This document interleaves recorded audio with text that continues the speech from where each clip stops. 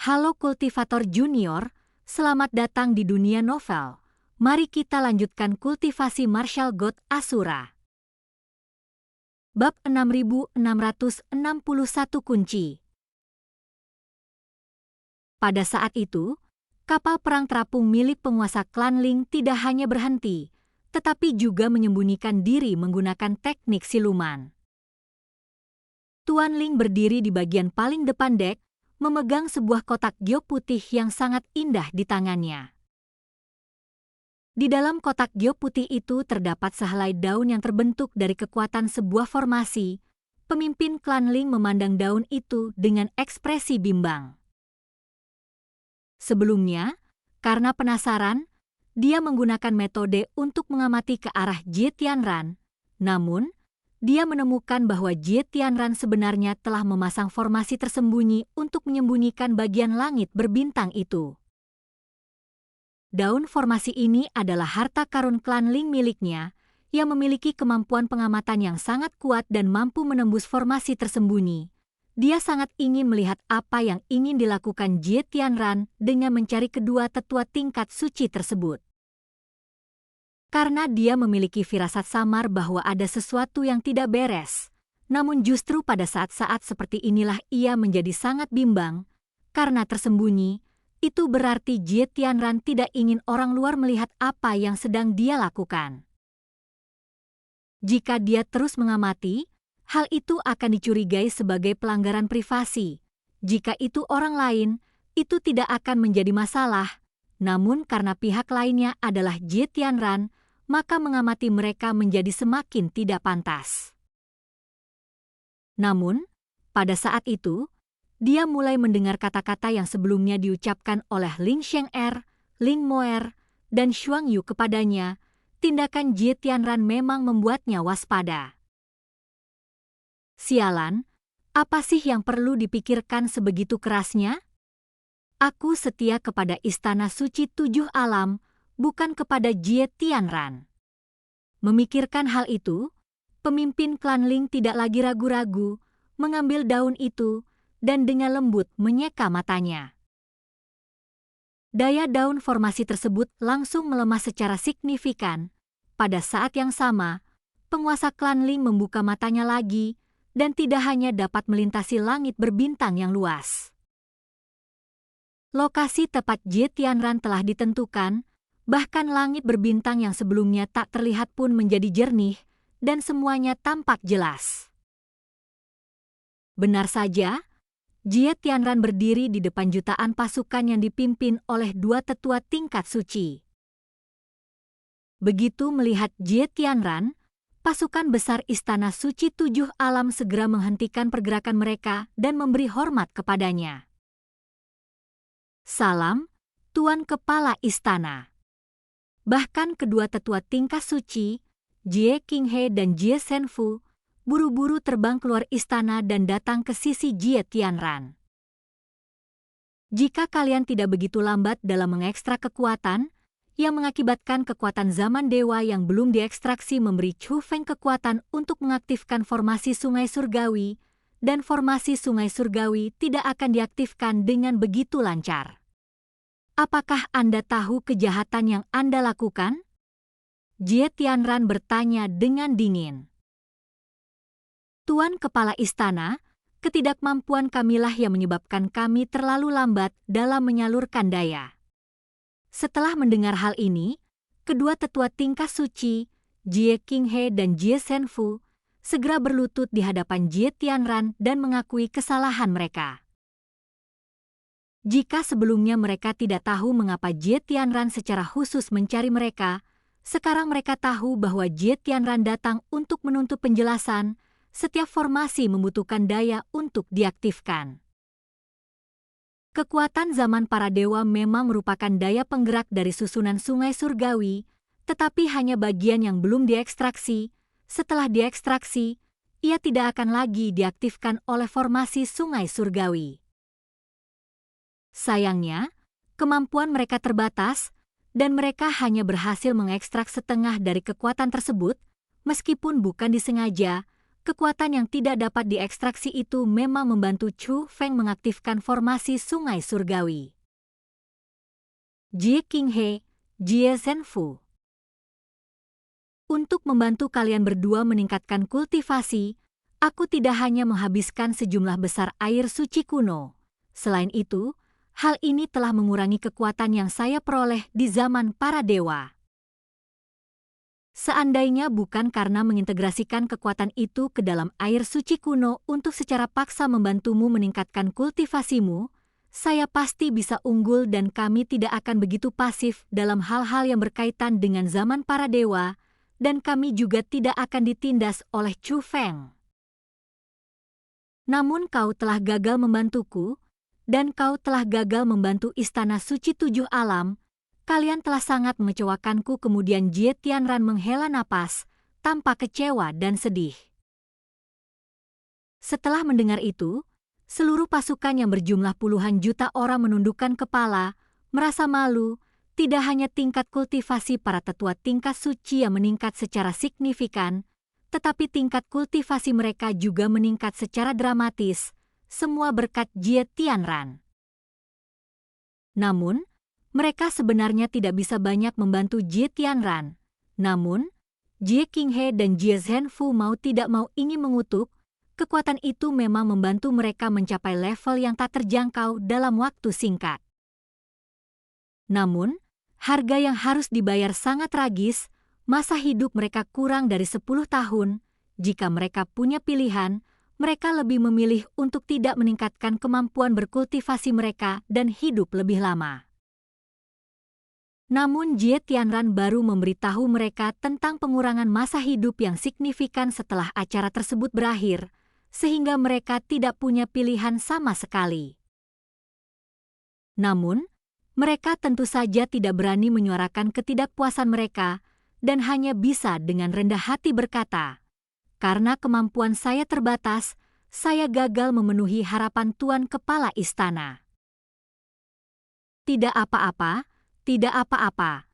Karena keadaan sudah sampai seperti ini, saya tidak ingin membahasnya lebih lanjut, namun seperti yang telah Anda lihat, metode yang ditunjukkan Chu Feng tidak boleh diremehkan.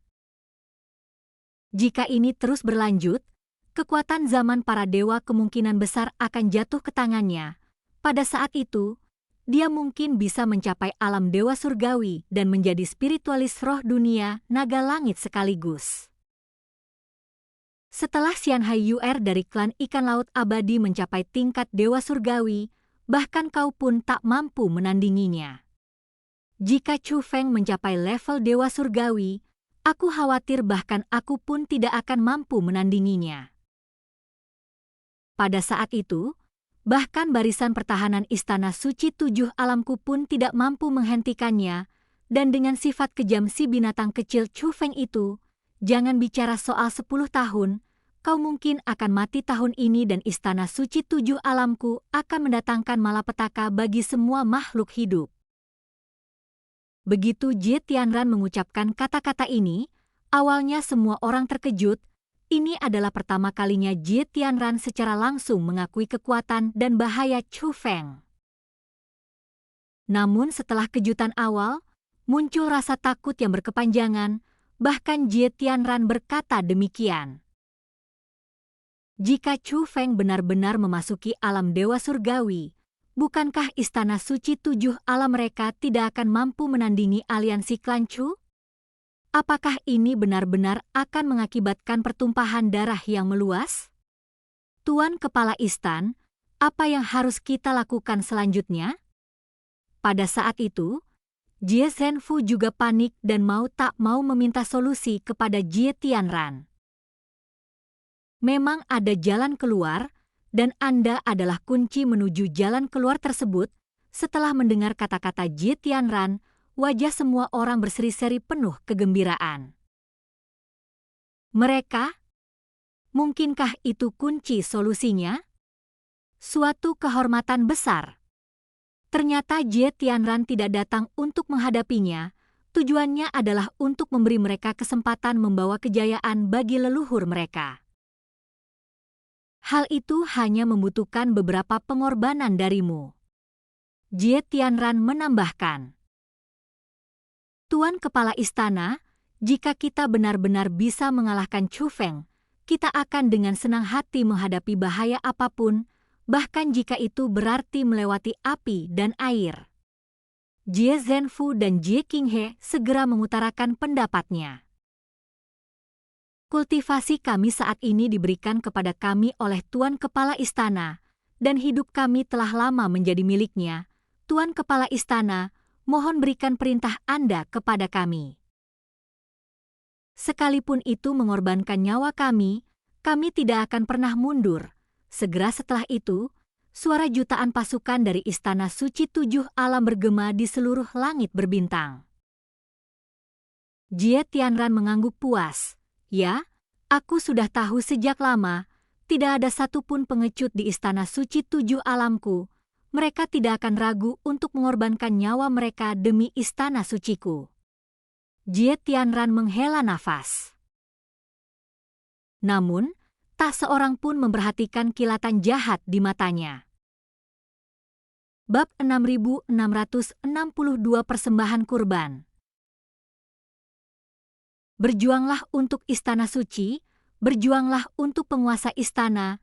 Jie Qinghe, Jie Zhenfu, dan lainnya menegaskan kembali pendirian mereka. Banyak orang bahkan merasa gembira karena mereka akan membuat gebrakan besar. Namun pada saat itu, sosok Jie Tianran tiba-tiba mundur ke tempat yang sangat jauh. Cahaya merah menyilaukan muncul di tempat Jie Tianran sebelumnya berdiri. Cahaya merah itu menyebar, seketika menyelimuti pasukan besar mereka yang berjumlah jutaan. Semua orang dikelilingi oleh cahaya merah menyala yang menyeramkan. Pada saat itu, ekspresi mereka berubah drastik. Karena mereka semua adalah penganut spiritualis roh dunia, mereka segera menyadari bahwa mereka berada di dalam formasi besar tersebut. Ini adalah formasi pemurnian. Tuan Kepala Istana, mengapa demikian? Melihat keadaan semakin memburuk, Jie Zhenfu dan Jie Qinghe menatap ke arah Jie Tianran di kejauhan. Sebenarnya, kalian sama sekali tidak berharga, namun hidup kalian masih memiliki nilai, kata Jie Tianran.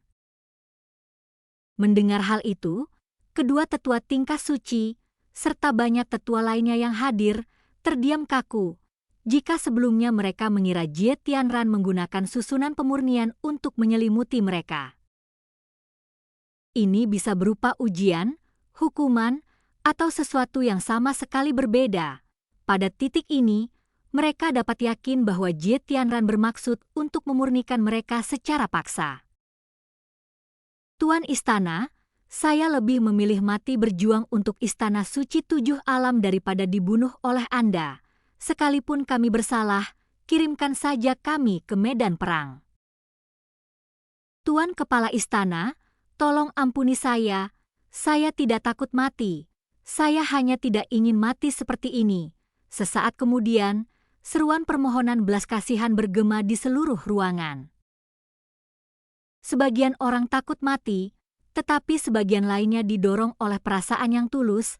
Mereka lebih memilih mati di medan perang daripada dihukum dan dimurnikan oleh Jie Tianran. Jie Tianran sama sekali mengabaikan permohonan mereka untuk belas kasihan. Kemudian sebuah gulungan muncul di telapak tangannya dengan 5 kata tertulis di atasnya. Teknik pemurnian kuno, Jie Tianran membuat segel tangan dengan tangan kirinya dan melambaikan lengan baju kanannya.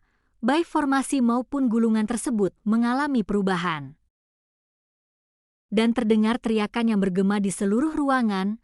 Di dalam formasi tersebut, muncul bilah-bilah tajam yang tak terhitung jumlahnya, menembus tubuh setiap orang dan memutus arteri mereka. Darah mengalir deras seperti hujan lebat. Gulungan itu dengan cepat membesar, berkilauan dengan cahaya yang menyeramkan, dan terbang turun di bawah susunan pemurnian. Akhirnya, hujan darah melewati formasi besar itu, berkumpul menjadi air terjun darah, dan jatuh tepat ke gulungan tersebut. Tuan Istana. Pada saat ini, orang-orang benar-benar merasakan sakitnya proses pemurnian, dan jeritan kesengsaraan mereka semakin keras. Namun wajah Jie Zhenfu tampak muram, dan dia berteriak dengan marah, "Diam kalian semua! Apakah kamu tidak mengerti? Itu adalah metode terlarang dari teknik pemurnian kuno. Jie Tianran sama sekali tidak menghukum kita, tetapi menjadikan kita korban untuk mengaktifkan teknik pemurnian kuno." Begitu Jie Zhenfu mengucapkan kata-kata itu, kerumunan besar itu terdiam. Semua orang sulit mempercayai apa yang baru saja mereka dengar. Mungkinkah kuncinya terletak pada Jie Tianran dan kelompoknya, bukan pada apa yang sebenarnya bisa mereka lakukan? Sebaliknya, ini tentang menggunakan hidup mereka. Apakah mereka akan dikorbankan? Setidaknya ada seseorang yang mengerti. Jie Tianran tersenyum tipis. Tuan Kepala Istana, mengapa? Mengapa? Pada saat itu, banyak orang bertanya dengan kebingungan, mengungkapkan kekecewaan mereka yang mendalam. "Tuan-tuan, mohon jangan khawatir. Aku akan mengumumkan kepada dunia luar bahwa kau diserang dan dibunuh oleh aliansi klan Chu. Anggota keluarga Anda tidak hanya akan menerima kompensasi yang besar. Mulai hari ini, kalian semua akan menjadi pahlawan Istana Suci Tujuh Alam. Semua prasasti peringatan kalian akan ditempatkan di Aula Pahlawan Istana Suci Tujuh Alam." Begitu Jie Tianran mengucapkan kata-kata ini. Kata-kata yang dilontarkan kepadanya bukan lagi permohonan belas kasihan atau penjelasan, melainkan kutukan. Barulah saat itu mereka menyadari bahwa mereka benar-benar telah ditakdirkan untuk celaka. Namun Jie Tianran tidak setuju dan malah berkata dengan ekspresi muram, "Bersabarlah, ini semua demi Istana Suci Tujuh Alam." Setelah diucapkan, mantra tersebut berubah dan tubuh fisik serta jiwa setiap orang mulai dimurnikan. Namun, itu sebenarnya tidak dimurnikan, melainkan dikumpulkan menjadi kekuatan khusus dan diintegrasikan ke dalam gulungan di bawahnya yang bertuliskan teknik pemurnian kuno. Tak lama kemudian, langit berbintang menjadi benar-benar sunyi, hanya Jie Tianran yang masih hidup. Dengan lambaian lengan bajunya, kekuatan penghalang itu berubah menjadi senjata yang tak terhitung jumlahnya, menghancurkan kapal-kapal perang Istana Suci Tujuh Alam. Lalu dia berbalik dan menghilang dari tempat itu. Saat dia menghilang, kekuatan tersembunyi dari langit berbintang itu pun ikut terbebaskan. Namun yang tidak diketahui Jie Tianran adalah bahwa meskipun formasi tersembunyi itu tidak dihilangkan dan ada juga sepasang mata yang melihat semua yang baru saja terjadi. Jie Tianran. Pada saat ini, pemimpin klan Ling tampak ketakutan dan gelisah, dan tubuhnya sedikit gemetar meskipun dia sudah mendengar tentang tindakan Jie Tianran. Namun dia tidak pernah menyangka bahwa Jie Tianran akan membunuh orang-orang di Istana Suci Tujuh Alam dengan kejam. Sebenarnya ini adalah teknik pemurnian kuno. Jadi, teknik pemurnian kuno yang telah lama hilang itu dicuri olehnya? Mungkinkah tragedi yang terjadi di Istana Suci Tujuh Alamku kala itu juga merupakan ulah Jie Tianran? Tak lama kemudian, ia pun teringat akan tragedi yang terjadi di Istana Suci Tujuh Alam. Jutaan keluarga musnah, dan keluarga-keluarga itu memiliki satu kesamaan. Setiap keluarga memiliki bayi di bawah usia 1 tahun. Pada saat itu, beberapa orang mengira hal itu terkait dengan pengorbanan, dan beberapa bahkan berspekulasi tentang metode terlarang dari teknik pemurnian kuno tersebut. Namun gagasan ini dengan cepat ditolak, karena secara tidak sadar semua orang merasa bahwa mustahil bagi seseorang dari Istana Suci Tujuh Alam untuk mencelakai seseorang dari Istana Suci Tujuh Alam lainnya. Selain itu, mereka yang benar-benar menguasai teknik pemurnian kuno adalah tokoh-tokoh yang sangat dihormati di Istana Suci Tujuh Alam. Tidak, itu tidak mungkin. Dialah pelakunya. Pasti dia, Jie Tianran. Kamu binatang buas. Memikirkan hal ini, pemimpin klan Ling dipenuhi amarah, dan dia mempertimbangkan berbagai kemungkinan. Mengingat kepribadian Ji Tianran, jika klan Ling-nya terus berada di Istana Suci Tujuh Alam, siapa tahu, suatu hari nanti, mereka mungkin akan menjadi korban bagi Ji Tianran untuk mencapai tujuannya, seperti bayi-bayi dan 80 juta tentara barusan. Aku tidak bisa lagi setia secara membabi buta. Jika tidak, itu akan membahayakan klan Ling. Setelah mempertimbangkan kemungkinan-kemungkinan mengerikan itu, sebuah keputusan sulit akhirnya muncul di mata pemimpin klan Ling. Ling Sheng'er, Ling Moer, dan Xuang Yu sedang melakukan perjalanan dengan perahu sendirian, melayang di langit berbintang. Melihat bahwa bujukan mereka tidak efektif, mereka memutuskan untuk terlebih dahulu melakukan perjalanan ke dunia terdekat dan kemudian menggunakan susunan teleportasi kuno untuk pergi ke Sungai Surgawi Bela Diri Leluhur dan mencari perlindungan kepada Chu Feng di kota utama alam bela diri leluhur. Sheng'er, meskipun kamu tidak takut sakit, wajahmu terlihat mengerikan dengan bengkak ini. Ling Moer menatap wajah Ling Sheng'er yang masih bengkak dan mencoba membujuknya. Dia ingin membantu Ling Sheng'er mendapatkan perawatan, tetapi Ling Sheng'er menolak.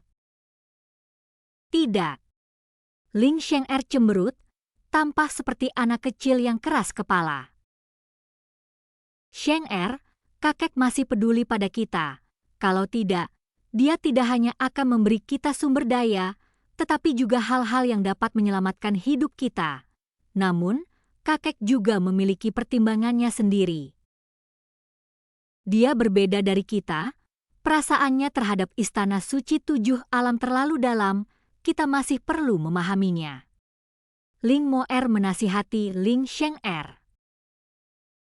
Yang mereka pegang di tangan mereka adalah tas Qian Kun yang diberikan oleh pemimpin klan Ling kepada mereka sebelum ia mengusir mereka. Dan cerita pun berakhir. Mari kita lanjutkan kultivasi martial god Asura berikutnya di dunia novel.